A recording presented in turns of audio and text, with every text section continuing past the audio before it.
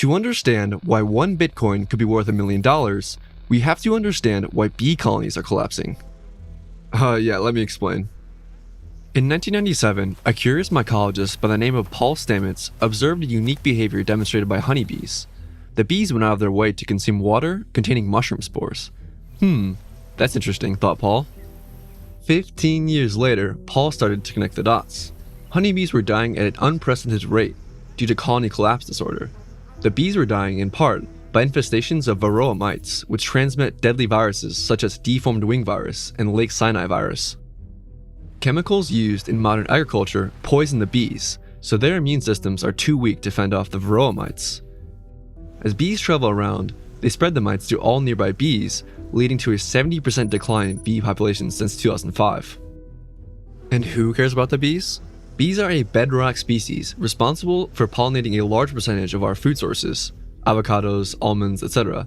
If we lose the bees, there are countless downstream effects such as lost jobs, destroyed ecosystems, and reduced food security. Your produce choices with bees? Your produce choices without bees. Okay, back to our mycologist Paul, who in 2012 made a monumental realization. Fungi are known to support immune systems, so the bees must have instinctively known to drink the fungal water. Paul tested his hypothesis and soon after demonstrated that using a simple antivirus mushroom medicine, we can reduce the effects of deformed wing virus / colony collapse by 80%. Our current central banking-based monetary regime is just like the pesky varroa mites attacking our financial markets. Varroa mites are hard to kill. Fiat currency regimes benefit from a monopoly on violence. They spread viruses on everything they touch.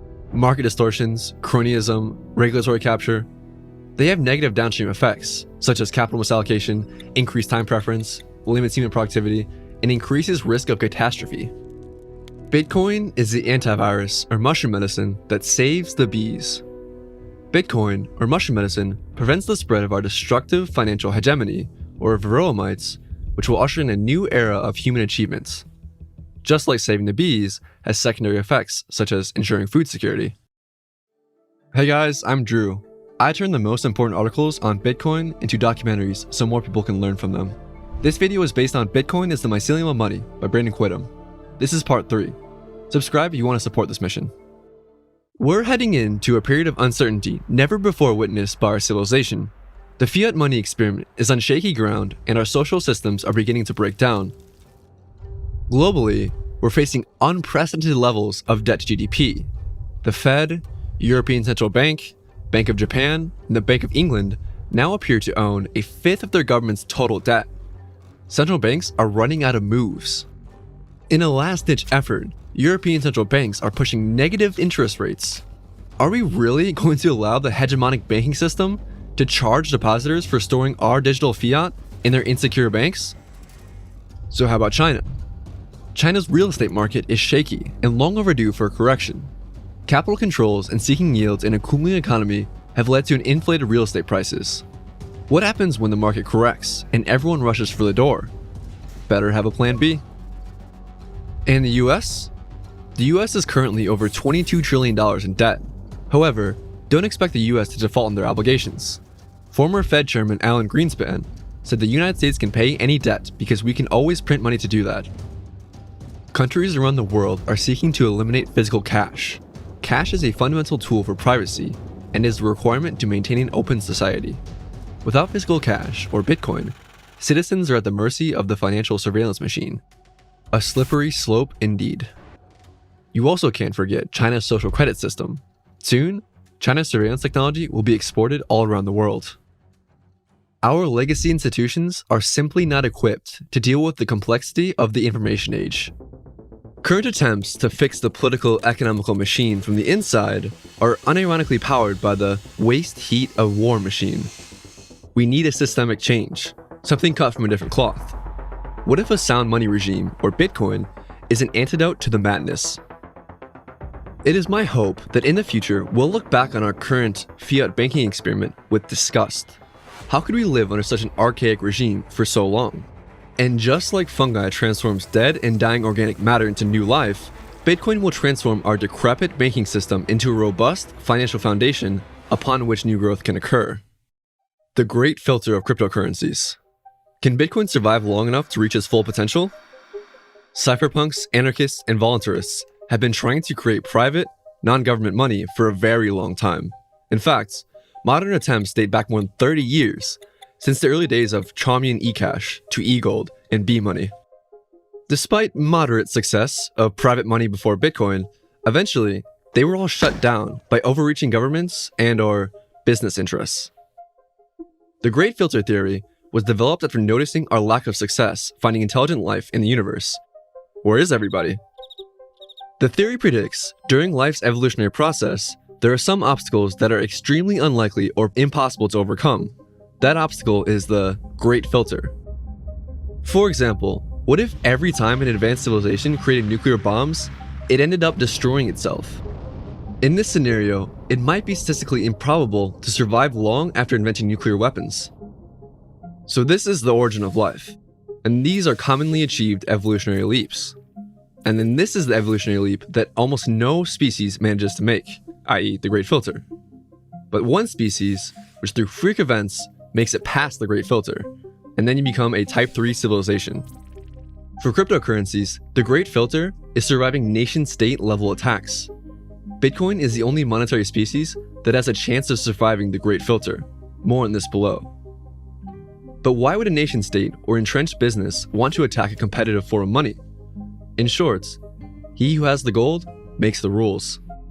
The two main benefits of controlling the money supply are the ability to inflate the money supply, or a shadow tax, and the Cantillon effect.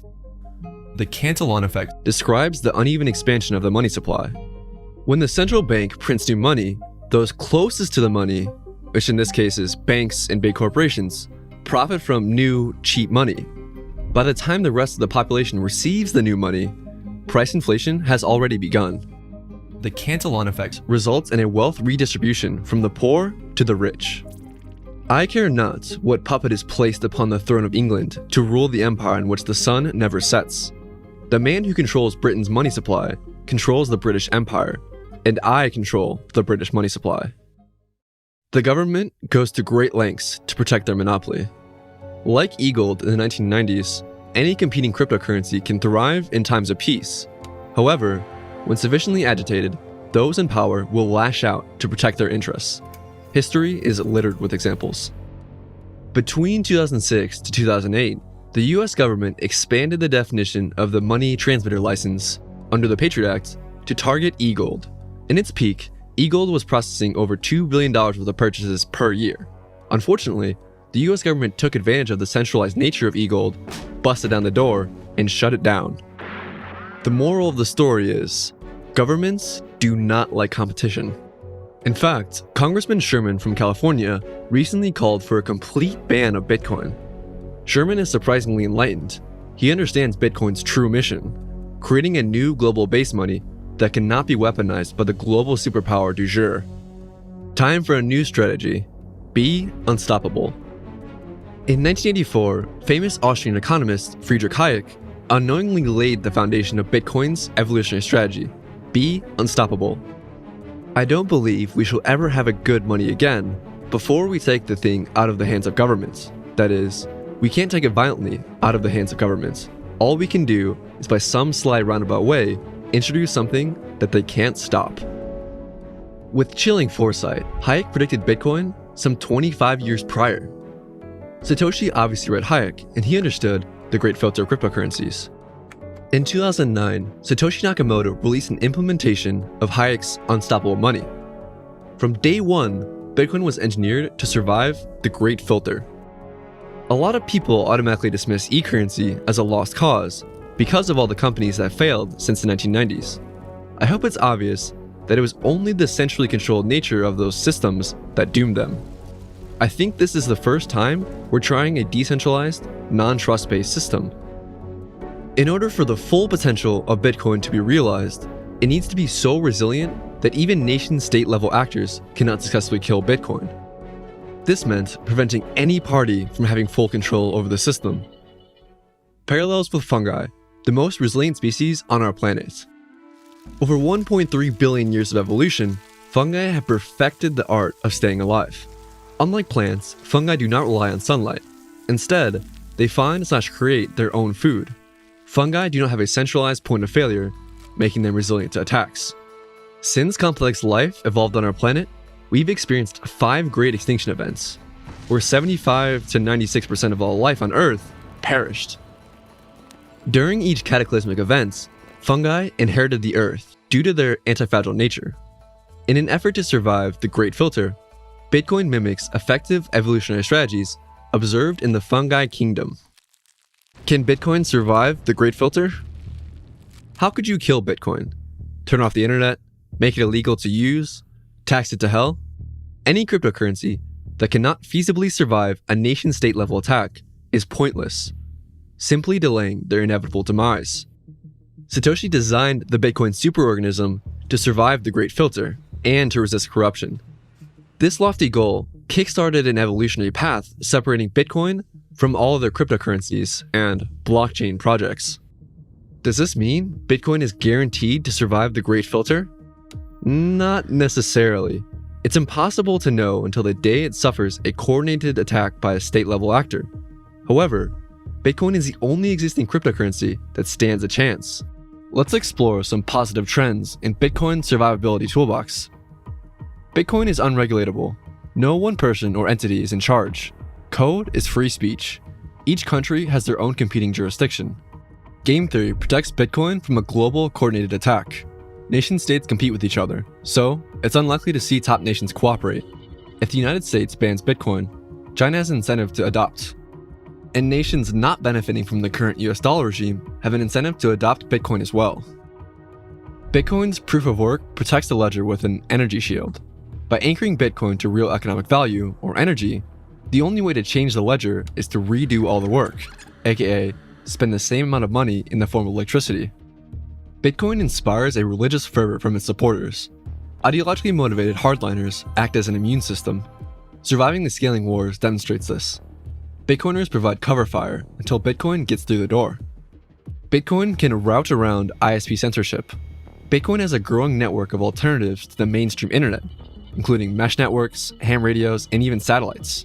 Maybe even routing transactions through a mycelial network, which is theoretically possible. Bitcoin is an idea, and ideas are eternal. Bitcoin spreads like a mind virus. Even if somehow the current form was killed, the idea will live on forever. And lastly, nation-states underestimate Bitcoin. This buys time for Bitcoin to get stronger and harder to kill. So far, we haven't seen any serious state-level attack on Bitcoin. However, if Bitcoin continues to absorb value, there is an incentive to attack it. In the future, we'll call this period in Bitcoin's life the Great Peace. Alternative game theory. Honey Badger lives here. Bitcoin only needs to convince a few superpowers that the reward of adopting it outweighs the risk of attacking it. This game theory is similar to having a sign in the front of your house that says security system installed or big angry dog lives here. Doesn't matter if you actually have a dog or a security system, the threat alone acts like a deterrent to would-be attackers. Bitcoin has a sign in the front yard that says, "Beware of Honey Badger." This sign reminds nation-states that they cannot easily kill Bitcoin. If nation-states attempt to destroy their monetary competition, they'll highlight the very need for Bitcoin in the first place. And yet, the longer they wait, the stronger Bitcoin becomes. The blockchain industry is a red herring. First, it's important to understand that blockchainers, stablecoiners, security tokenizers, and corporate chainers do not compete with Bitcoin. They are attempting to satisfy a separate niche.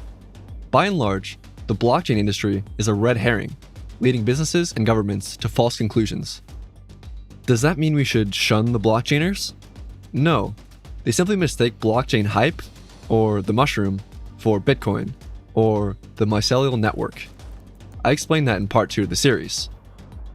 But we should first attempt to educate them, as most people were not born Bitcoiners. That being said, deliberate scammers deserve to be flamed. So this is how the blockchain industry helps Bitcoin. Blockchainers tie up government resources, train future developers, confuse incumbent businesses, and lull banksters to sleep. Zuckerberg will soon put a crypto wallet in everyone's pocket. Instead of competing with Bitcoin, Zuckbucks may actually attempt to compete with the United States dollar. Either way, it gets people comfortable with non-state money in their phone, similar to WeChat and Alipay. The first widespread censorship of Zuckbucks will nicely demonstrate the need for Bitcoin in the first place. Blockchainers and scammers claim Bitcoin is old and can't scale.